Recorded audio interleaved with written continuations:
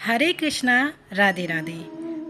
कुछ भक्तों का ये प्रश्न होता है, हम ठाकुर जी को स्नान कराते हैं, उनको श्रृंगार करते हैं, अच्छा अच्छा भोग लगाते हैं, मंदिर में जाकर लड्डू पेड़ा सब्जी फल फूल आदि का भोग भी लगाते हैं, तो क्या सच में भगवान खाते हैं? जब भक्त मंदिर जाते हैं तो कुछ न कुछ लेकर अवश्य जाते हैं और घर में विराजमान लड्डू गोपाल को भी कुछ न कुछ भोग अवश्य लगाते हैं।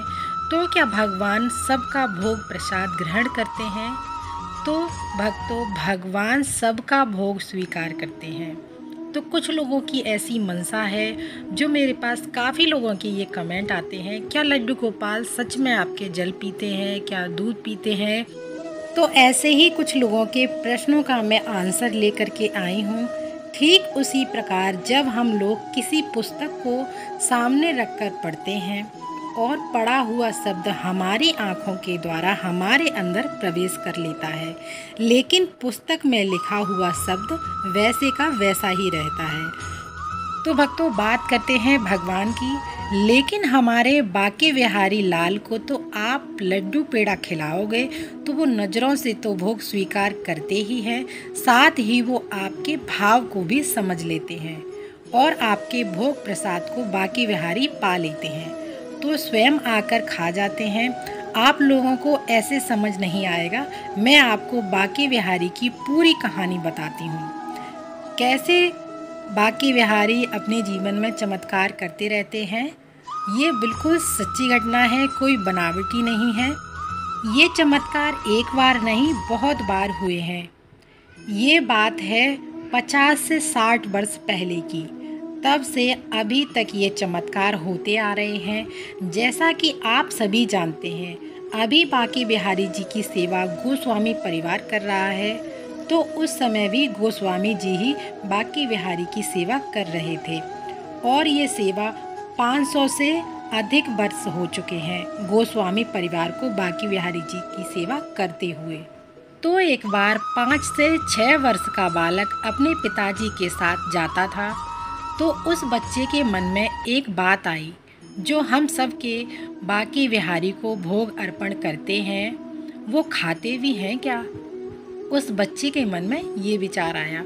तो गोस्वामी परिवार बहुत बड़ा है और भोग प्रसाद सभी के यहाँ से आता है, तो उस बालक के मन में एक जिज्ञासा थी, क्या ये भगवान खाते भी हैं? जो अपने पिताजी के कुर्ते का एक छोर पकड़कर खींचने लगा। तोतली आवाज़ में बोला, बाबा जी, क्या बिहारी जी ये भोजन पाते भी हैं? पिताजी क्यूट सी आवाज़ पर बड़ा प्यार आया, क्योंकि ब्रजवासी ठहरे। अपनी भाषा में बोले, लाला, आज तेरे मन में जी कैसे विचार आयो? आज तो ये बात कैसे आई तेरे मन में? बालक बोला, पिताजी बताओ ना। पिताजी बोले, हाँ बालक, पाते हैं भोजन। अगर पाते ना होते तो हम लोग क्यों इनको खिलाते? बालक, पर कैसे पाते हैं? बाबा, थाली में जो भी आप रखते हो वो तो ज्यों का त्यों ही आ जाता है बाहर। तो फिर भोजन बिहारी जी ने पाया कहाँ? पिताजी को समझ आया, अगर बालक को बहलाते रहेंगे तो हो सकता है बिहारी जी को प्यार ना करे और उसको बिहारी जी पर विश्वास ही नहीं होगा, बिहारी जी को साक्षात नहीं समझेगा, वो मूर्ति समझने लगेगा। ऐसे पिताजी के मन में ख्याल आ रहे थे, तो पिताजी बोले, आओ बालक। बालक का हाथ पकड़कर भीतर लेकर गए और समय भी राजभोग का हो चला था। लगभग 10 बजे बिहारी जी को राजभोग के समय 30 मिनट के लिए पट बंद होते हैं, आप सभी ये जानते होंगे। और हमेशा की तरह हवेली से बिहारी जी के लिए भोग आया, भोग रखा गया। दूसरे कक्ष में जो भक्त जन थे वो सारे चले गए और राजभोग के पद गाए गए। भोग ग्रहण करने के पश्चात उस बालक को बिहारी जी की ओर लेकर चले। यह नियम है, पहले बिहारी जी को आचमन कराया जाता है, फिर प्रसाद की थाली पर नजर आती है, उसके बाद सबको बांटा जाता है। वो बोले, देख लाला, प्रसाद की थाली में वृंदावनी है, चावल है, सब्जी है, पूड़ी है और बूंदी के लड्डू है और उनमें 2 लड्डू ऐसे हैं जिनमें 8 वर्ष के बालक के 2 दांत गड़े हुए हैं। लड्डू मानो खवे हुए हैं, ऐसी आकृति बनी हुई है लड्डुओं पर। ये सब बालक देखकर खुश हो गया, मानो पिताजी उस बालक को बिहारी जी की कृपा और चमत्कार दिखाने ही लाए थे। बाबा बालक से बोले, और देखेगो? बालक हाँ में सिर हिलाता हुआ बोला, हाँ देखूंगा। पिताजी ने बालक को गोद में उठाया और बिहारी जी के मुख के पास खड़े होकर कहा, ले देख ले।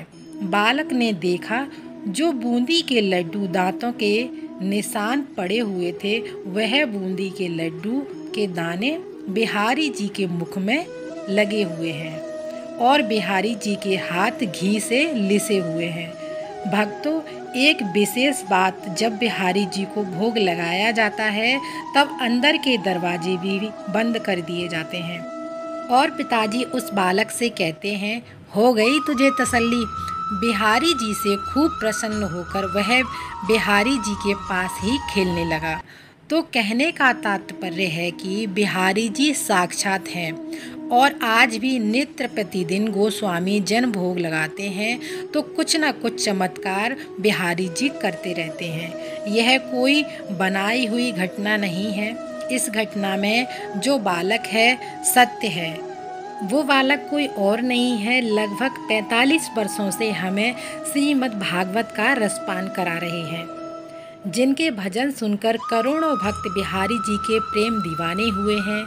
ऐसे महान भावत रत्न शिरोमणि परम पूज्य प्राय स्मरणीय स्वदेय आचार्य मृदुल कृष्ण शास्त्री जी महाराज हैं। कहने का अभिप्राय है, सारा खेल भावनाओं का है। यदि बिहारी जी भोग लगा सकते हैं तो क्या हमारे घर में बैठे लड्डू गोपाल भोग नहीं लगा सकते? बिल्कुल लगाएंगे और लगाते भी हैं भोग। बस हम उनमें से मूर्ति भावनाओं को अलग कर दें। वे साक्षात विराजमान हैं, बस इनसे प्रेम करो। जिन भक्तों के लड्डू गोपाल ने स्वयं बांके बिहारी जी का दर्शन कर लिया है, वे तो स्वयं ही बांके बिहारी जी का स्वरूप हैं। प्रेम से सब मिलेगा, तो प्रेम करो, अटूट श्रद्धा भाव रखो। वो आपके जन्म जन्म के रोना और दुख सब कुछ खत्म कर देंगे। ऐसे हैं मेरे प्रभु बांके बिहारी। तो जिन भक्तों के ये कमेंट आते हैं कि लड्डू गोपाल सच में क्या भोग लगाते हैं, खाते हैं, पीते हैं, तो मेरे हिसाब से उन लोगों का डाउट क्लियर हो गए होंगे। और साथ ही कमेंट करके ज़रूर बताइएगा आप लोगों को हमारे लड्डू गोपाल की सेवा कैसी लगी। और जो मैंने बांके बिहारी की लीला बताई है, ये सत्य घटना है, एकदम से कोई बनावटी नहीं है, कोई इसमें बनाया हुआ कुछ भी नहीं है।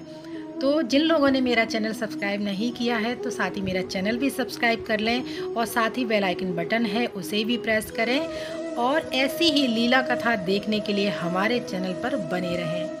तो कमेंट करके ज़रूर बताइएगा कैसा लगा ये वीडियो आप लोगों को। और अगर आप लोगों के पास भी कोई लीला कथा है, लड्डू गोपाल के चमत्कार आपके करते हैं, तो हमारे साथ शेयर कर सकते हैं। हम एक लिंक शेयर करेंगे, उस पर आप भेज दीजिएगा।